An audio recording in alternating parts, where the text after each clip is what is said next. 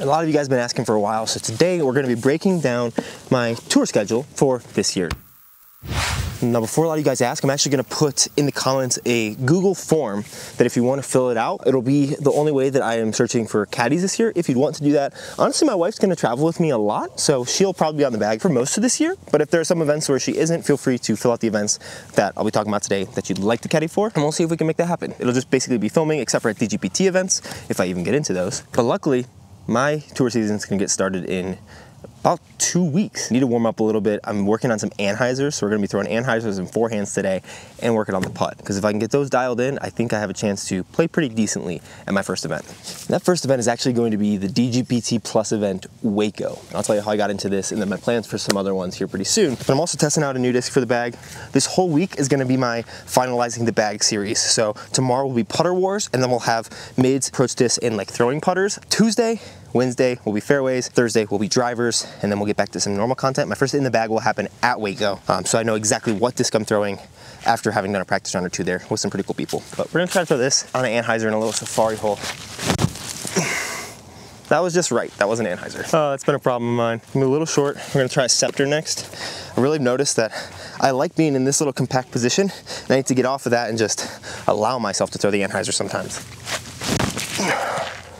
Like there, that's an anhyzer. Look at that, you can do it.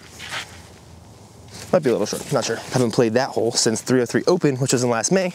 We'll get to that in a second. For Waco, I feel very lucky. Thanks to you guys in this channel, I have a relationship with a lot of companies just for sending stuff out to me, reviewing it. And I was on the phone with someone talking about the events that I was trying to get into on the Disc Golf Pro Tour, which there are gonna be 5 of. Didn't really think I needed to throw this one very hard, but here I am wrong. They reminded me that Prodigy is the presenting sponsor. And I have a decent relationship with Prodigy for sending me stuff out and reviewing it. Soon coming out is actually gonna be their full Approach Series lineup, because I think it's one of the best in the game. And I actually have one in the bag unrelated to this. But I reached out to them because I noticed that 2 of their event exemption spots weren't filled. And I was like, hey, what would it take to get an exemption? And so Infinite said it was okay. I'll be wearing Infinite on my back, Prodigy on my hat, and Prodigy was able to get me an exemption into the tournament. I know that is a massive privilege from having this audience, so thank you guys for that. But ultimately right now, it's like get into the tournaments however you can, because it's getting harder and harder to do it.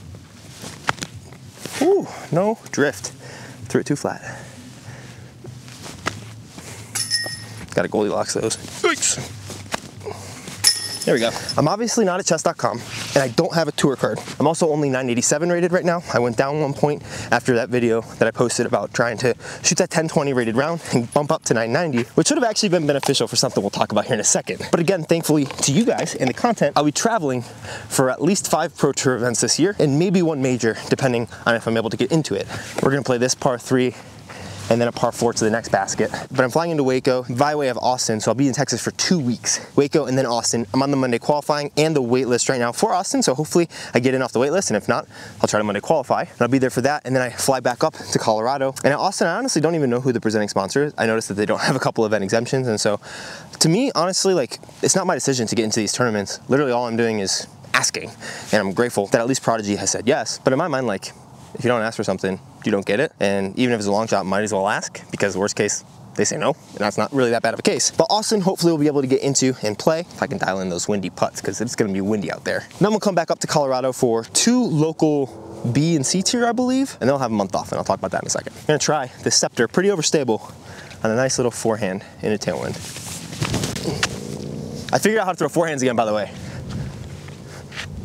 I'm gonna talk about this all in a Banana Frog video that I'm probably gonna film right after this. I figured out how to throw forehands, and it's literally just my backhand has become so slow and compact before I throw. And I was trying to do that with my forehand, and they're 2 different throws, so I need to treat them differently. And my forehand seems to do better with a little bouncy kind of Silas Schultzy run up. Here's the anhyzer.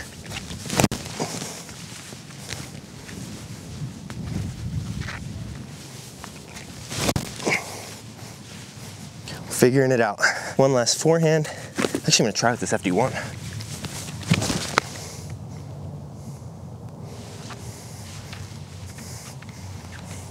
A little short. So coming back, I'm gonna be playing first the Winter Fling, which is up at courses that I've never played before, but I might try to get out to this week. It's called Optimist up in Fort Morgan, Colorado. I think it's a C tier, just trying to get more tournament reps in. And then I'll play Aviary Fools the week after, which is down in Colorado Springs. And I think that's a B tier. That is pretty well attended at some courses that I also don't think I've played before. I'm gonna throw one to the next position real fast. Woo, big wind.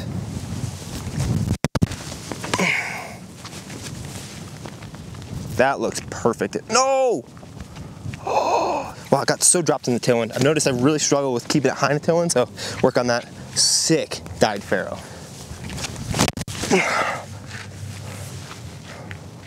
Oh, riding the wind too much. That is mashed though. I honestly feel like my game is in a pretty good place. Definitely not exactly where I want it to be. My putting last year really let me down, so I'm gonna try to go back to straddle putting. We'll talk about this a little bit more in tomorrow's video, Putter Wars, but I was really good at straddle putting. Then I didn't really practice inline putting last year. When I tried to get good at inline putting, I think I have good muscle memory for straddle, and since I need to score well at these tournaments, I'm going to try straddle putt for a little bit. But these next 2 weeks are really just give me so many reps on the putting green that I'll feel confident from 25 and in, because I feel like if I make those, I have a chance at making the cut. I've been throwing the disc relatively well, and honestly my expectations for these DGPT events that I play is relatively minimal. I try to have high aspirations, but I'm really there to try to learn this year. I was able to cash at the Kansas City Wide Open last year, which was a silver event, so pretty weak field for a Pro Tour event, and I feel like right now, honestly, I am so much better of a disc golfer than I was back then. But this whole year, I'm trying to like really build solid foundations in the fundamentals of my game and in my mental game. So my expectations for this year are relatively minimal, which I think might actually be beneficial towards me so that I can just try to play as best as I can and enjoy myself rather than just placing super high every tournament.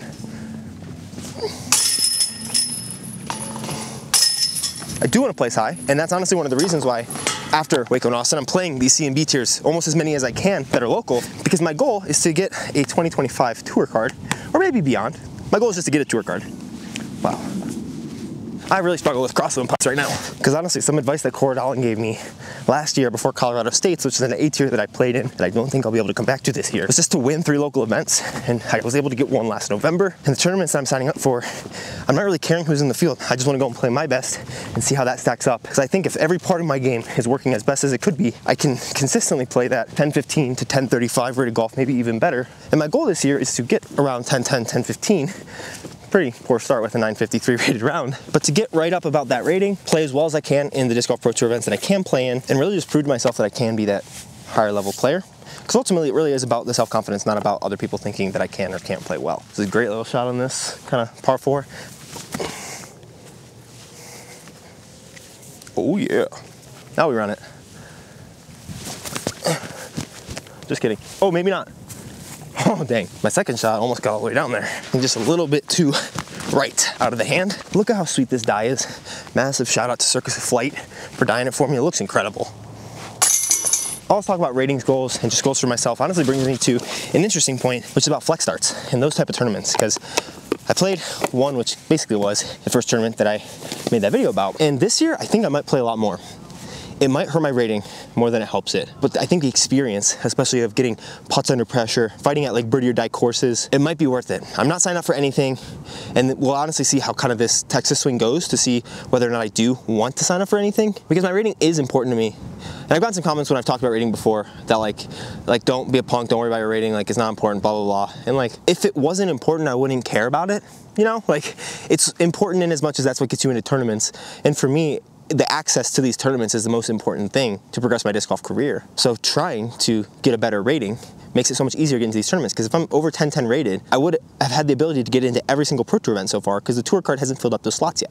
We haven't even talked about the Q Series yet, which we will. All that to say, I think experience and not trying to finesse my rating as much as I did this past year by picking and choosing events, but more so by just like being a really good tournament player and really focusing on growing that experientially is kind of what I'm going to focus on this year. I think it did well to get myself almost to 990 last year by trying to finesse my rating a little bit. And I think now I am significantly better than what my rating suggests, but that has yet to be proven in tournaments. So after those 2 tournaments, I'm actually off for about 3 or 4 weeks, and then we get into the next local event before we go back out for a tour. I honestly feel like I've been connecting pretty well with my discs today, so I think I'm actually going to throw this premium Proton Envy. I don't know which Envy is going to be in my bag this year, but the basket I think is like $399, right around 400. We got a left to right, but it's pretty downhill. We do have to cross, but I feel like I've been connecting well, and I don't want to go OB long on the sidewalk. That needs to be more Anheuser, buddy. What are you doing? That's weak sauce. The other disc that I really like throwing here, I think, is this Chariot, just because I can put a little more flex on it, because it's got a little more speed, and it'll get back nicely.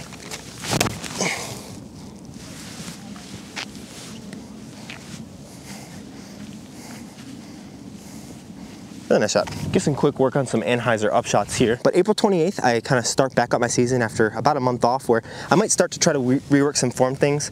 I've honestly started going to Eagle McMahon's trainer, so we're gonna be training with the same physical trainer guy to really work on making sure that my muscles are firing in the correct movements rather than overcompensating with other muscles. And I think that'll help my form, honestly, maybe more than form work will, at least initially. And then April, we're gonna try to really dial in a little bit more form work and try to get myself to about a 500-foot golf line. Because I think, to be completely honest with you right now, I'm trying not to overblow it, and I've been a little surprised by this recently. I think I have a 450-ish foot golf line, and that'll be borne out kind of when we start the season in Waco, but I'm really grateful for that, and I think that that's enough to like compete on tour, but not be confident enough to like go for wins or go for aggressive plays that you need to do at the Pro Tour level to really compete at the highest level. So I still need to push that distance a little bit, but I'm really grateful for how far I've gotten already. April 28th though, Colorado Disc Golf Hall of Fame Championships, another local tournament, and then the next day we drive out. Oh, wow. There we go. Like a good upshot hole. Got a little pressure on you. Right. The day after the Colorado Disc Golf Hall of Fame Classic Championship, my wife and I drive out to the best place for disc golf in the world, Emporia, Kansas. And we're gonna be at DDO, hopefully getting into it. Luckily, the next 3 Pro Tour events I'm trying to get into are some less popular locations or just travel logistic destinations. So there's the opportunity that I get into some more of these.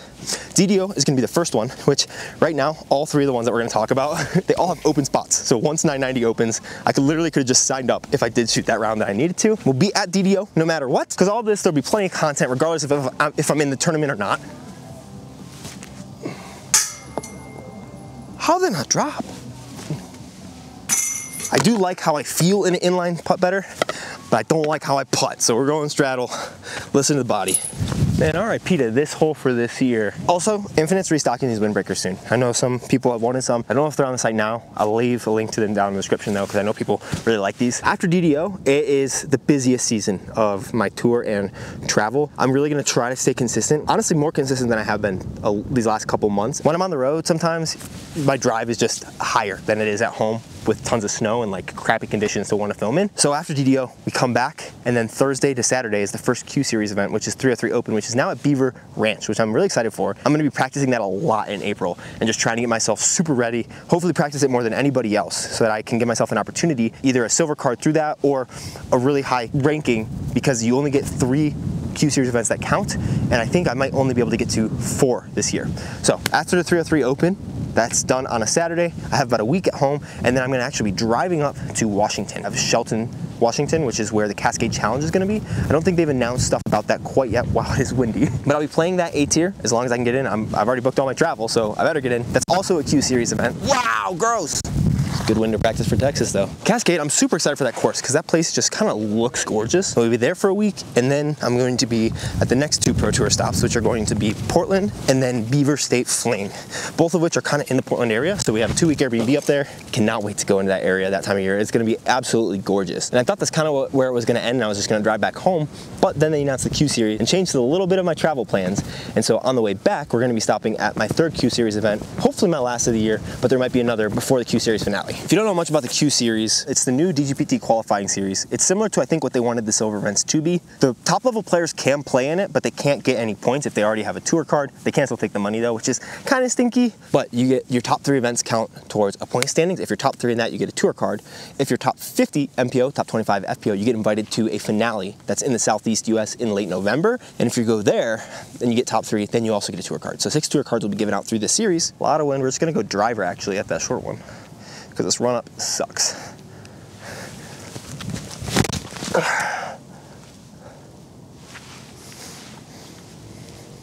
Nice little empty parky. Wow, that's like kind of sick. But on the way back from Beaver State, I'm going to be driving through Utah again, because I think both on the way to this trip and on the way back, I'm going to be making a stop at the Infinite Disc Warehouse. Whew, hills suck. I need to do more cardio. Birdie town. But my third Q Series event, because I want to at least get to 3 and hopefully get points from all of them, will be the Infinite Disc Beehive Classic at the Fort in Logan, Utah, which I'm really excited for. There's a lot of like iconic courses I'll get to play. And then right after that week, I come home and I have another 8-seer here in Colorado. So a lot of bigger events this year where hopefully I can start to compete for finishes, because I think I only had 2 or 3 big events last year, and they're just kind of different stages, little different expectations that you can manage and just learn to go through those experiences. So the High Plains Challenge is another one where it's a safari layout at Optimist Pessimist up in Fort Morgan. Super pumped for that. I missed that one last year, really wanted to play it. And then that'll be mostly it for my season. I might come back later. I'm gonna take a couple months off to really work on some stuff. I have some behind the scenes things that I'm really excited to talk to you guys about, but I might come back at USDGC if I do get into it, and I might play some local, smaller events, but I'm gonna be kind of hunkered down here doing some pretty exciting stuff. And then it's USDGC, and then Q Series finale, and maybe the Mary Shelley one, which is the last Q Series event before the finale, if I don't have good enough points, or if I'm in a race for the top 3 point standings, then I'll probably go to that one and see if I can really bump that up. And it'll be another time where I'm really trying to work on fundamentals, my distance, my forehand, my putting, just making sure all that is super solid and sound.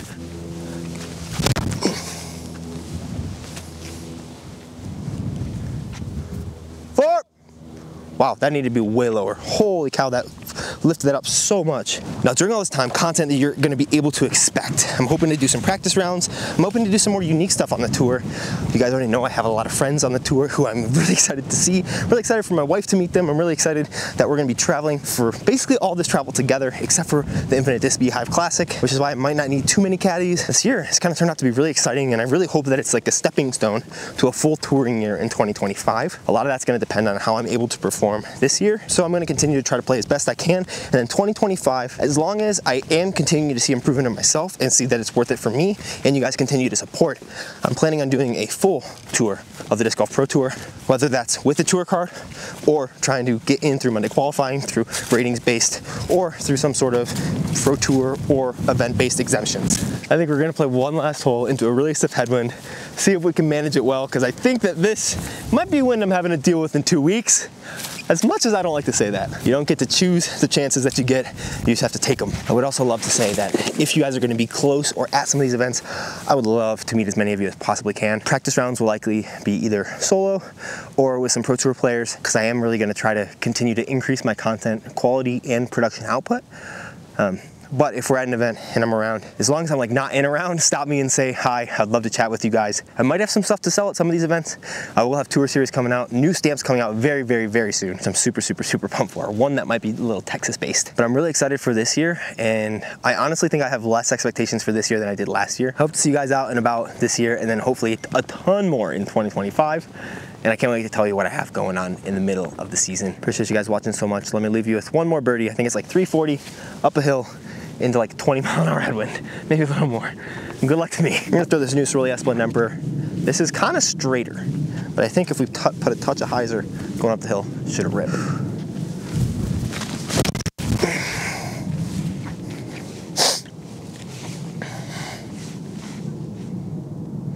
Wow, passed it. Holy cow, on hyzer, jeez.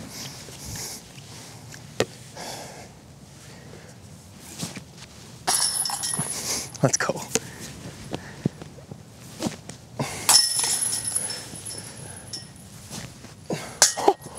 Jeez.